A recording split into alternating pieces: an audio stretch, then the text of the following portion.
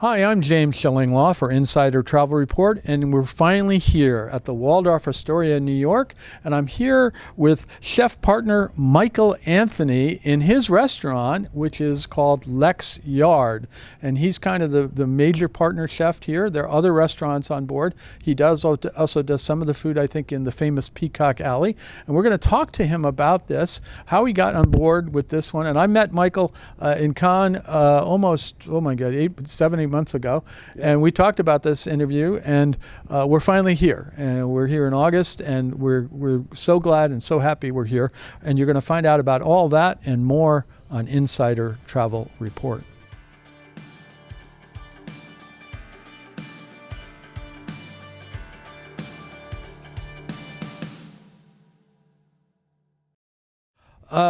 Michael, it's wonderful to be here in your restaurant, right? I'm glad you're here. Thanks for coming. Yeah, we'll talk a little bit about that. First of all, tell us a little bit about this restaurant, Lex Yard. What's the name from? Lex Yard refers to the train depot that is directly below us. So there are trains right below us, right? Well, it's not really trains, but there are tracks, and the tracks were not part of the regular rail system here in New York City. They were particular to getting presidents. So if you had your own private rail car and things like that, this is where you came, right? Dignified guests of all kinds in and out of this hotel in a way that was discreet and easy. And so it's a part of the kind of urban myth of the city, of the reality of these kind of underground spaces and how they were used over the years. And the fact of the matter is the foundation of this hotel is built over them. So it's land that's owned by the city, by the MTA specifically, and the architecture of the building, taking into account the different elevations of Lexington Avenue and Park Avenue, as well as the train tracks below us, gives this restaurant a sense of deep-rootedness in the building. We're here on the corner of 50th and Lex, and this is a restaurant that's intended to be a part of this neighborhood. We hope because you have big bay windows overlooking Lexington Avenue. We're looking at people who are now using the sidewalk again after 8 years. It's, there's foot traffic in every direction moving in, around, and through the hotel. People are excited to see this place open again, and now they're coming in to discover this restaurant because this is a new chapter in the history of one of the most beloved spaces in New York City. And you have sort of two levels to this restaurant, right? There are two dining rooms. We're standing in the dining room, which is looking out over Lexington Avenue. But on the sidewalk level, there's what we call the bar room, also with a beautiful dining room. And I serve an a la carte menu that you can get at any time in both rooms, which just shows and proves that my aim is to make this restaurant approachable. And it's the kind of menu that you can feel comfortable with arriving at 11 o'clock at night and having a beer and a burger and feeling relaxed in your neighborhood. Or if you're staying in this hotel, we're always available to provide some beautiful taste for the guests. But more importantly, it's also a restaurant that can be a wonderful special destination for a celebration. Sure. The menu gives you a chance to kind of do all of that. And after all, a brasserie is a restaurant that is open for extended So you classify this as a brasserie, really? That was the working name for this project. And despite the fact that it is specifically an American gesture, American cooking with an infatuation on ingredients and seasonality. But yeah, we're taking our cues from the good bones that a brasserie would have, a boisterous, lively quality, people coming in at all hours of the day and night, a place of meeting as well as a place of dining, and a menu that brings many choices to the table. Well, let's talk about that menu. What is typically going to be on that menu? Well, the opening menu highlights, first and foremost, a chance to celebrate. There's a caviar section, and it leads into a slightly more humble approach to using local and seasonal vegetables.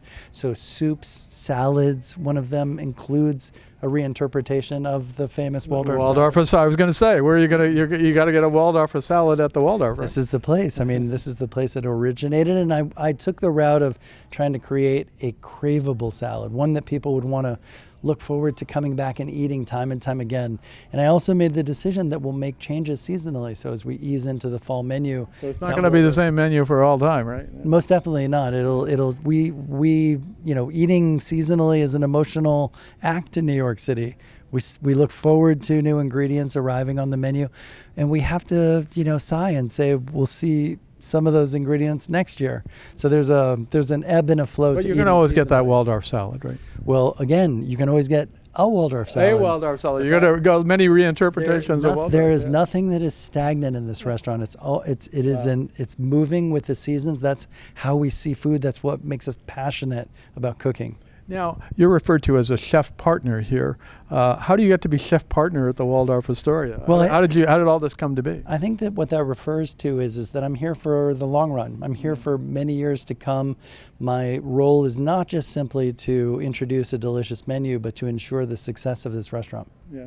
So, what were your other restaurants that you before this? Where were you most of the time? Well, I'm also the executive chef and partner of Gramercy Tavern. I've heard of that. So I have two jobs now. That's how do you do that? That's a very famous restaurant as well. Yeah. I try to be in the right place at the right time. I make sure that when I'm in conversations with my colleagues in each restaurant, that I'm listening carefully to what they see, what they need. A restaurant team is built of talented people, but any human organization stays together when people feel a sense of need for each other and need a sense of need and belonging to the organization itself. And so again, I'm not here just simply to cook delicious food. I'm trying to build a warm, hospitable working culture within this restaurant. Absolutely, and you certainly done that at Gramercy. Obviously that's a famous restaurant everybody goes to, right?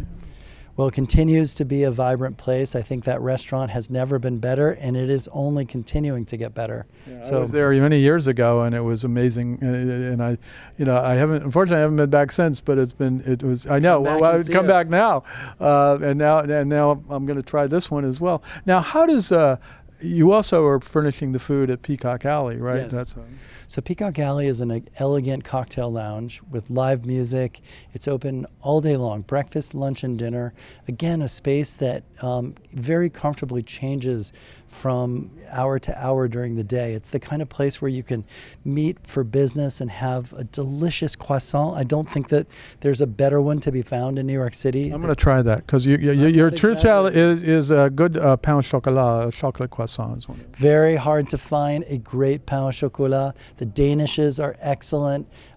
Even the homey American muffins are delicious, and the cinnamon rolls are irresistible. You're gonna have a tough choice between a pain au chocolat and a cinnamon roll. I don't know. I don't know where I'll go. It means you have to come more than once. I guess that's true, but it sounds wonderful. I'm gonna have to have breakfast there in Peacock Alley, right? Lunch is equally delicious. You can get the Waldorf salad in that room, the tomato salad, the pigs in the blanket, the caviar dishes. Pigs in a blanket. That's not a term I've heard too much in fine dining. Well, the reality of it is there's a time and a place for everything. And, we make the puff pastry, and so those little sausages all of a sudden find themselves elevated to, some of the most fun times in our lives. And whether we're dressed up or feeling relaxed, that is a comfortable place that allows you to really feel like you're bathed in the good vibes of this hotel, is surrounded by interesting people coming from everywhere in the world. And so, sometimes it's best for the food to play a supporting role. It's true, behind every chef there's a show off, but the reality of it is I think sometimes our most successful moments are when we show restraint. Well, I know the pigs in the blanket you serve are not going to be the ones we get out of the freezer, right? The reality of it is they're the ones that everyone craves, and it doesn't matter where you come from. We feel this connection in an American environment, and so it could be the most important day of our lives, and we're dressed to the in the best clothes that we own, or it could be a casual day that we just simply want to sit down and be in a gorgeous spot that's filled with warm and approachable people offering very professional hospitality. And I think that the acoustics in the space lend itself to being one of those just iconic moments in New York City. When you sit in that space, you don't want to be anywhere else in the world. You know you're in the right place. No, absolutely. Now, did you look at the history of the Waldorf Astoria and its dining to really influence what you were doing here? I thought carefully about the menu and about the history of Obviously, of the Waldorf salad, but that's of the restaurant and the hotel. A good friend of mine was kind enough to give me the most amazing gift just before we started, an original copy of the 1896 Waldorf Astoria cookbook written by Oscar Chizurski, the original maitre d' of the Wow. of the hotel, and it provided a lot of insight and gave me a lot to think about. But times have changed. This is a contemporary restaurant, Right. so we're not playing off of historical facts, nor are we even thinking about nostalgia driving this menu. Right.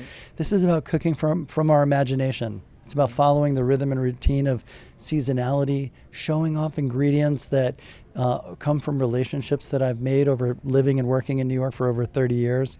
And now you can find those things here in the Waldorf Astoria. Fantastic. Well, we go out to about 125,000 travel advisors who are sending their clients to this hotel, and they're going to say, you got to eat at the restaurant. You got to eat at Lex Yard. You got to try Peacock Alley.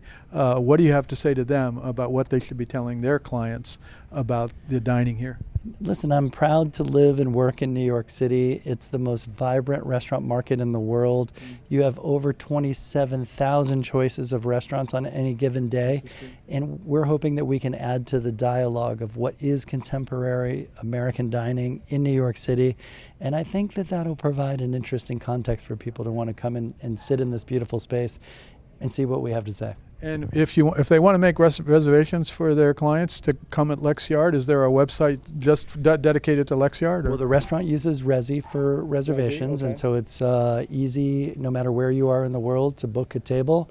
And as I mentioned, we serve breakfast, lunch, and dinner here, so we're here all day and late into the night. It sounds like I got a lot of options with breakfast, lunch, and dinner, and different kinds of Waldorf salads as we move into the next year. So, Chef Michael, I hope you'll come and see us. Absolutely, I intend to, and then I want to try Peacock Alley, and I think I'll try your other little Japanese restaurant. I hear is pretty good too. Although you don't have a hand in that one, but I'm sure you're talking to them as well. Yes, yeah, we'll look forward to seeing you.